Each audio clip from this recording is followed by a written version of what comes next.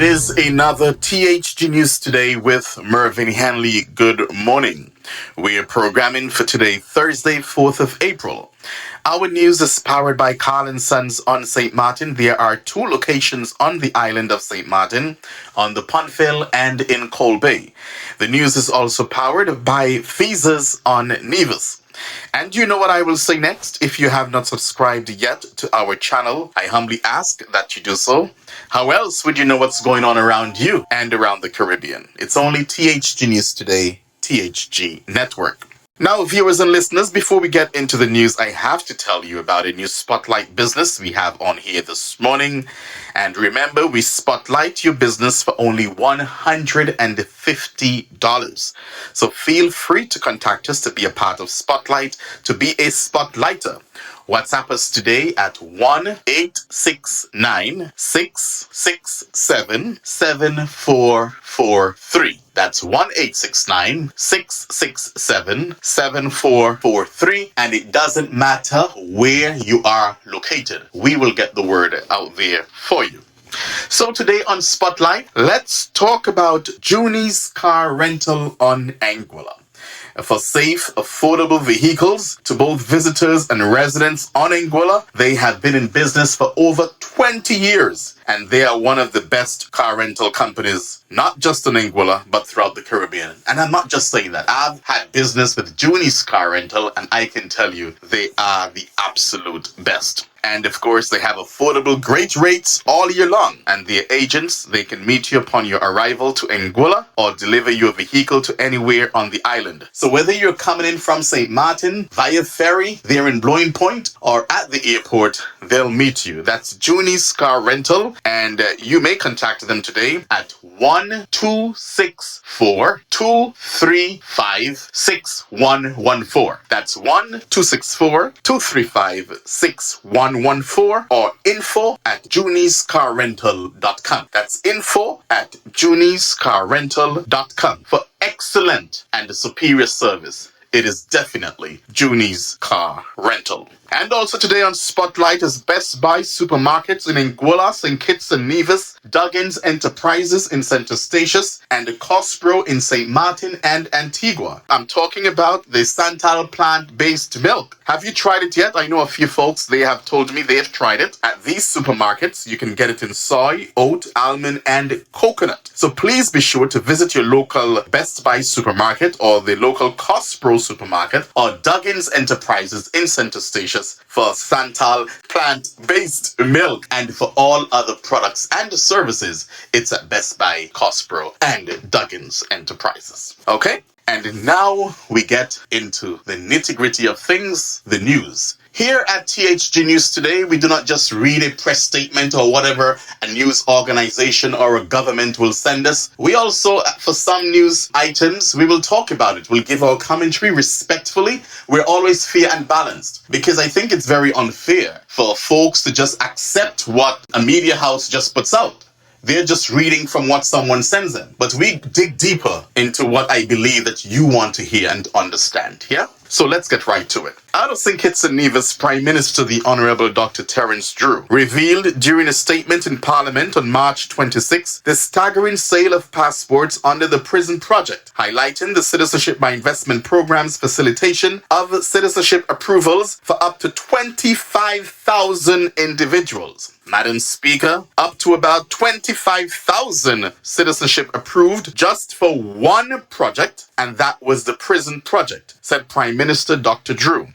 And to be fair to even those who invested, they did not ask to build a prison. They were presented with a prison to build, almost as if we have a project here just to run with it. Furthermore, the Prime Minister emphasized the magnitude of this figure by comparing it to the country's population, which stands at 55,000. Prime Minister Drew's remarks underscore the importance of transparency and accountability within the CBI program.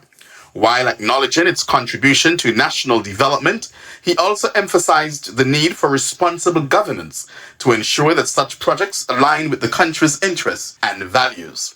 25,000 passports for one project. Forget the passport. 25,000 people out there, somewhere in the world, I don't know where. They are holders of the St. Kitts and Nevis passport. Let that sink in for a second. From one project. One. Now, many of us would have missed this information from Prime Minister Drew a few days ago in Parliament. But I know it was bantered around. But where is this money? Did it go to the coffers of a bank on St. Kitts and or Nevis, or are these funds in an account in Hong Kong somewhere, as I've been hearing? And it cannot be that the people of St. Kitts and Nevis are benefiting from these funds when Prime Minister Drew announced to the world that the CBI has taken a hit. So where's this money? Because 25,000 passports on one project is roughly what? You do the math, because I did not do math in school. Well, I did math. I did not pass it in school. So 25,000 passports. So multiply that by 150,000 or $200,000. US, right? What's your figure? Someone send me that figure, please. Put it in the comments. The figure right there, 150,000 by 25,000 passports, or 200,000 by 25,000 passports. Such a big figure, I can't even call it. So what's really going on? And I was about to say that if the Drew administration has such an issue with this, why is the project still ongoing? But if these people out there have paid their monies already for a passport and made this investment into a prison, then I guess the work must continue. But I do not want this to become a political football, where it is Prime Minister Drew against former Prime Minister Harris and this tit for tat. I really just do not want it to be like that. And I believe that just like the Prime Minister did in sitting down for 1 hour and spoke about the ongoing matter at the Development Bank of St. Kitts and Nevis, he should come and speak everything about what is there to be spoken about the CBI. People love when their leader opens up to them. Just communicate with your people. Just tell them. Just have an honest, frank conversation with your people and tell them what's going on. People appreciate these things. You do not want this to come across like you're just issuing a press release to score political points. Just talk to your people. You're capable of doing that, Prime Minister Drew. So just open up to them. Just tell them, just as you're doing now. I believe there's more. Obviously, you may not be saying, because you may feel that it may affect the CBI program in some way, but just continue to be honest and open with your people. Right? Now, I tried to reach out to former Prime Minister Timothy Harris for a comment on this matter, but I did not get him, and up to news time, he did not return my call or message. A matter of fact, I'd like to interview the former Prime Minister Harris. So, Honorable Harris, I know that you're listening. I will give you 90 minutes, and we really get down to the nitty-gritty of a lot of things. You can't keep hiding behind the patches and his show. And also to Prime Minister Drew, you're also welcome to this program, so feel free, because there's so much out there to talk about when it comes to St. Kitts and Nevis. So much, yeah? Now we move on to Nevis, where yesterday on THG News Today, we carried a story from the Government Information Service, Nevis Television, where Premier Brantley went on to point out that on Nevis, all the increases that were given to public servants over recent years were not extended to the ministers of government. But I am reading here from an approved salary scale and grades, right? And this is an official document. And in 2019, just before COVID, yes, the ministers, including the junior ministers, made $127,080 annually, while the premier, $149,460, that's annually, of course, under the approved scale and grades. Now, this was just before COVID. Follow me. After COVID in 2023, I'm reading here again, approved salary scales and grades effective January 2023. And it's a salary adjustment. There is a salary adjustment. But remember, the premier said that nothing has changed in recent times. But I read here now that from the 2019 salary of $127,080 for the ministers of government and the junior ministers, in 2023, that figure moved up to $139,800, and the premier from $149,460, and the premier $164,520. Okay? Let me just quickly go over the numbers. 2019, approved. This is saying approved.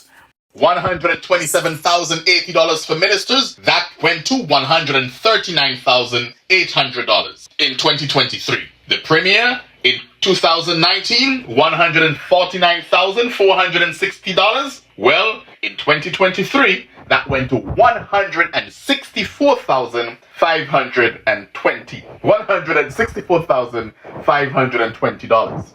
So from reading all of that, it suggests that there were some increases, unless they decided not to take them, which I highly doubt. Or it can be the premier makes so much money all over the place that he doesn't even know that there was a change in his salary. I'm just saying, it can be anyway. It can be anything, right? So, yes, ladies and gentlemen, I just read from an approved document that there were salary increases from what I just read there as approved. Okay? It says final as approved. So I guess they will be able to clarify that. Now, we look at news from the CARICOM. CARICOM leaders have been unable to sign off on the arrangements to facilitate the free and full movement of CARICOM nationals by the end of last month, as had been hoped following the summit in Guyana earlier this year. At the last virtual heads meeting, it was decided that a series of meetings will take place leading up to the next meeting in Grenada to complete outstanding amendments to the treaty, informed sources told the Caribbean Media Organization. At the end of the summit in February, Barbados' Prime Minister Mia Mottley, who has lead responsibility for the CARICOM Single Market and Economy, CSME, had told reporters, "We are on target as it pertained to the free movement of CARICOM nationals." The regional leaders were due to have met in mid-March for the anticipated sign-off on the arrangements to facilitate the free and full movement of CARICOM nationals by the end of that month. The CSME allows for the free movement of goods, skills, labor, and services across the region. Motley, who was among regional leaders addressing the end of summit news conference in Guyana, told reporters then that the community is on track to fulfill the mandate regional leaders gave at their historic 50th anniversary summit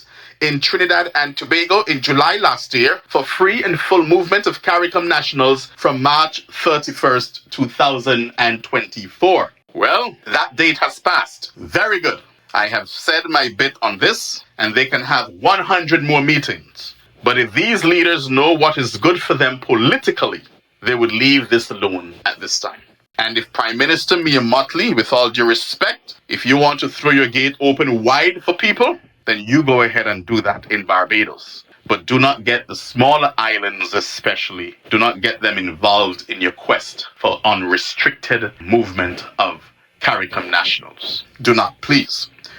So I continue to hope that our leaders, especially in St. Kitts and Nevis, Prime Minister Drew, you said you'll come out and you'll talk to the people and you'll have town hall meetings and all of that. So we expect that to take place before any decision, and we do not expect this to be signed off on, not in 24, and I don't think in 2025 either. I think the people just need to be more informed and included. They just want to be a part of the process before you make such a life-changing and impactful decision.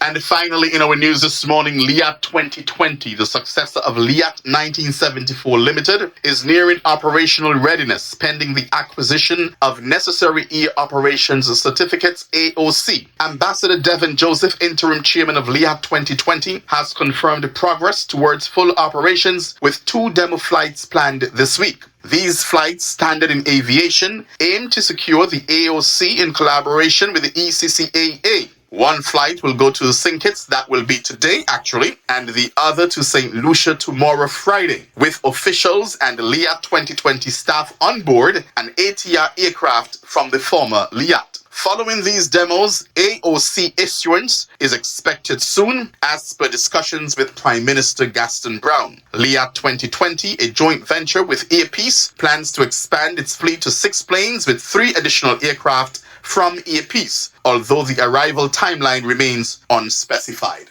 So there you have it, ladies and gentlemen. They'll do the demo or test flights today, one to St. Kitts and the other one tomorrow to St. Lucia, with the staff on board and aviation personnel. And after that, all it needs is the license, and then we will have Yes, you've heard right. LIAT back in the air. And that will be great news for the people across the Caribbean. So I am expecting that before the end of this month, we will have LIAT, your Caribbean airline, flying high. Yeah? That is our news for this morning. Thank you for joining me. The news, of course, is sponsored by Carl & Sons on St. Martin and the Feathers on Nevis. Do join me again tomorrow morning, God's willing, at 6 o'clock Atlantic Standard Time for a similar presentation. I am Mervyn Hanley. God bless you.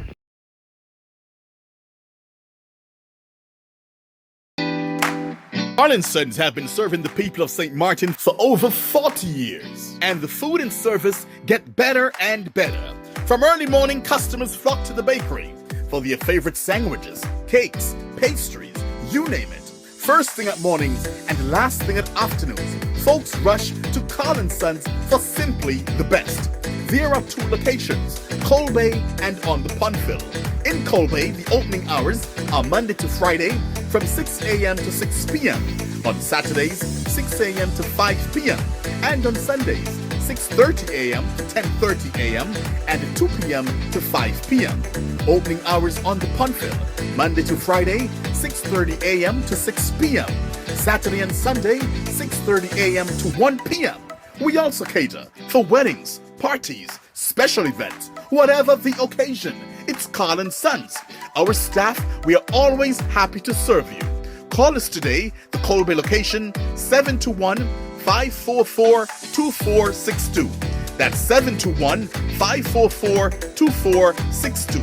Or in Phillipsburg, 721-543-1059. That's 721-543-1059. It's Carl & Sons Bakery. We are here to serve you.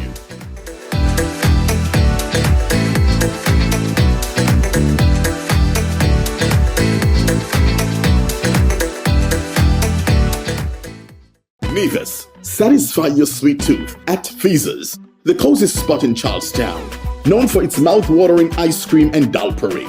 We are open Monday to Saturday, 8 a.m. to 5 p.m. Come in and sample our patties, sandwiches, air-fried wings with fries, hot dogs, rotis, and now our famous smoothies, in all flavors of course. And don't forget to try the famous bus-up shut and saltfish. It's Feathers, located at the entrance to the Cotton Ginnery Mall in Charlestown, Nevis. They're also available by phone, so place your order by calling 1-869-665-2458. Don't ask about the rest, just try the best.